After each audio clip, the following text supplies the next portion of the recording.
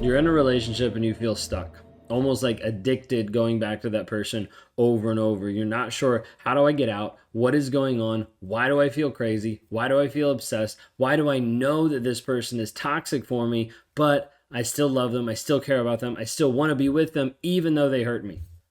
Today, we're going to talk about the trauma bond, breaking it down to have you understand what it actually is, why it actually matters for you to know this, and what to be able to do to be able to move through it. So what is a trauma bond? When we talk about trauma bond, I want to break it down in a small sense just to give you a quick idea. Trauma bond is this idea of an addiction to another person. This is what it feels like. It feels like an addiction to another person, oftentimes resulting in this like pain of like, I don't know what to do without this person. Sometimes we'll see pieces of codependency come out of it. We'll see this different pieces of attachment come out of it. See all different types of things. But if you lump it all together, I want you to kind of just consider with me for a moment this aspect of addiction. Okay, addiction to another person. Now, this person could be hurting you, could be belittling you, could be putting you down, could be making you feel completely insane, but there's still this, I still want to be with them. I still want to interact with them. I still love about them. They're still the father of my child. Like, I still want to connect with them. And it makes sense because of all the amount of time and investment that you've put into this person, all the love and the care that you put in this person, and it still leaves you stuck and hurting at the same time. What does the trauma bond look like? Okay, I break it down this way. Hope and potential is number one. Hope and potential that this person is going to change. Like you keep hearing him say, I'm going to get better. You keep hearing him say, I'm sorry, I'm going to stop doing that. You keep hearing him say different things, but you don't actually see any change. But what it does is it locks you into this hope idea of thinking maybe this will happen. Maybe there's a possibility that it could end up changing, that we could end up getting back to the version that we used to be, the connectedness, the love, the aspect that he made me feel like the best thing ever. Maybe we could actually get back to that. And the thing is, this maybe sells you into a possibility. It sells you into this concept that something could happen. This is the same thing that will bring about this addiction piece that you see in people that like to gamble, or even drugs, of looking for the next high, or someone who's like playing the lottery, looking like there's a possibility, let me just try. And that trying has them try over and over and over again because there's just a slim chance of there being a possibility of reward at the end.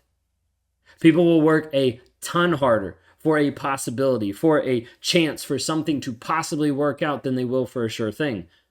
And the hard part is when you mix in love and care and affection and abuse and all these different things, people work harder and harder to get that validation, to get that approval, to help them continue to grow into a connected relationship. The hard part is if the other person not invested, you're just looking at potential. Potential is someone that's just sitting there and they have this idea, they have this concept, they have this piece of their life that could be maximized, that could grow, that could be amazing. And you're like, I see it. Can you not see it? Like, I see it. I see how you could be great in business. I see how you could be great as a great dad. I see how you could be great as a great husband. I see how we've been great together. Why can't you see it? And you take your time and your energy to try to convince and tell this person, hey, this is what I see. But they don't seem to get it. And it doesn't seem to change anything. And so this piece of hope and potential are the first things that lock you into the piece of the relationship. Then you move into the aspect of cognitive dissonance. And cognitive dissonance is where you are stuck in between a rock and a hard place. Now, this rock and a hard place might be, if I make this decision, I'm going to get abused. If I make this decision, I'm going to get yelled at. If I make this decision, I'm going to get the silent treatment. If I make this decision, I'm going to hear about it for the next week. If I make this decision, I'm going to be in trouble. So it could be like that, of like, I don't know what to do. Cognitive dissonance leaves you in the middle of a rock and a hard place between two opposing ideas, two opposing thoughts. Easiest way to break this down is, what do I actually believe? Do I believe his words, or do I believe his actions? Which one do I actually connect with? Which do I actually go towards? Which do I actually adhere to? And the hard part is when you have two opposing thoughts, oftentimes a person comes up with a third thought to make it seem justifiable.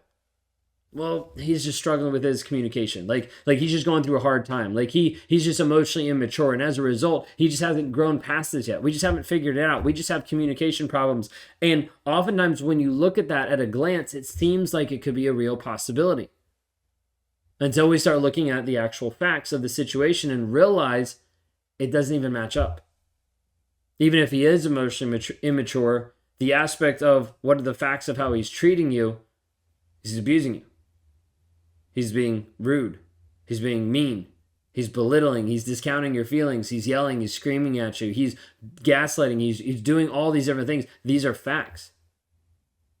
But oftentimes we want to justify it and be like, no, it can't be that. It can't be that. Cognitive dissonance inside of a romantic relationship oftentimes looks one of three ways. One of the ways is, well, to lay it out first, like the cognitive dissonance piece in a romantic relationship. Think of it this way. Think of the person that says they love you, looking at you and saying, hey, I love you, and then slapping in the face. I love you, and then slapping in the face. I love you, and then slapping in the face. Think of that over and over and over again. This is what's happening in the toxic relationship. This is what's happening on a day-to-day basis for you, where his words and his actions do not match.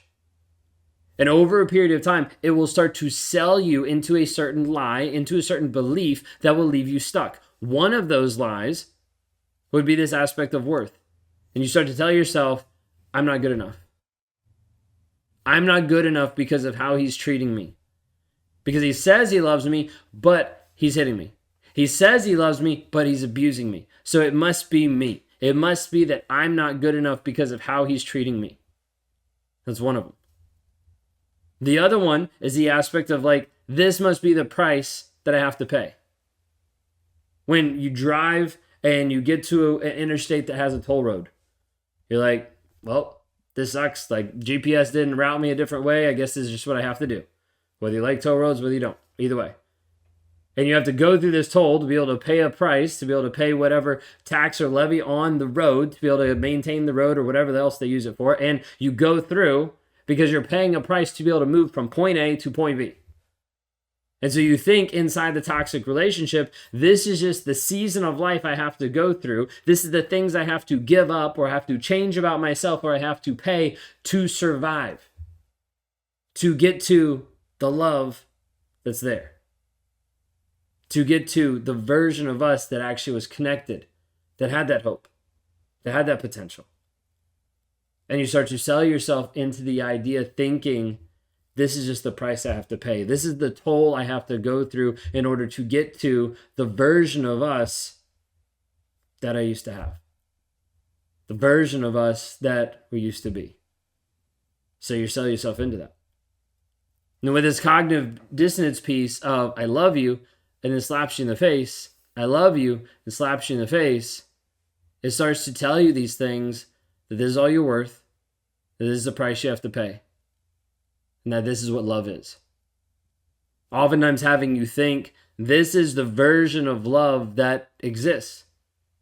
Maybe you're already predisposed to this because of your upbringing, because of your childhood, because of the parents that you had in your life that didn't give you love, that didn't give you attention, that didn't give you affection, that gaslight, belittle you, and put you down because they were narcissistic as well. And then you move into this relationship and you're like, oh, this feels normal. This feels like home because it's what you think love is.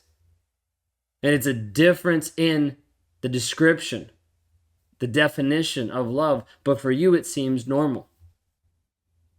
All of these are different pieces that I'm trying to paint a picture of cognitive dissonance, of how it leaves you stuck in the toxic relationship. And the last thing I'd say about the trauma bond, you've got the hope and potential, number one. Number two, you've got the cognitive dissonance. Number three is you've got intermittent reinforcement. This is like the glue that keeps you stuck. This is the stuff that keeps you coming back over and over and over. This is the stuff that keeps you stuck in the toxic relationship, thinking that the hope and potential is going to work and thinking and justifying on the stories you believe. Because the intermittent reinforcement is not just the good and the bad times, but it's the highs and the lows. It's making you feel connected and pulling back. It's pushing you away and bringing you back in. It's a dance. It's a game that the narcissist plays with you to mess with your emotions, to mess with your mind, to break up and to hoover you back, to push you back and forth, to get you to a place where you're like, and it leaves you stuck, and it leaves you addicted, and it leaves you feeling obsessed. Sometimes even after breaking up from the relationship or getting out of the relationship, you still going back over and over and over again. So what do we do about this? How do we actually work through it? The first aspect is being able to look and address simply at the facts. The facts start to break down the cognitive dissonance, which starts to break down the trauma bond. The facts have to be clear. And as you sit down, you start to write out the facts. You're like, what is the facts of the situation? This is how he's shown up. This is what he's done. This is what he's told me to do. I've done these things and it hasn't changed him. These are the facts. And as you get with those facts, you start to look at them. You're like, okay, do these facts actually justify the story that I'm telling myself? That idea that maybe he's emotionally immature. This is the price I have to pay. This is the thing I have to go through. Do these facts actually validate it? And you look at it and you're like, it doesn't feel like they do, but they kind of do, but they kind of don't. Go back to the facts. If you can, take like your logic hat, put your logic hat on, put your emotional hat to the side, just for a couple minutes, and go through factually, yes or no, yes or no, yes or no. How does he demonstrate love? How does he demonstrate care? How does he demonstrate respect? How does he demonstrate honesty? Yes or no, yes or no, yes or no. To get really clear on the facts. This is just to give you the awareness piece. This is just to open up your eyes of what might actually be true, what might not be true. And then we sit with it and we have to look at it and you're like, okay, this is what's going on. Man, I don't feel good about these facts. And this is the crucial point, because at this point, this is where we've run into with cognitive dissonance, where we're like, we'll come up with a different story. Take a pause and be like, wait a second. These are the facts. I don't like these facts. What do we need to do? At this point, you might be wondering, like, I have no clue what to do. I just identify that that's where I'm at. That's where I'm stuck. I want to encourage you that what we do at this point is help you change the story that you're telling yourself. The facts will set you free. But we have to know the facts.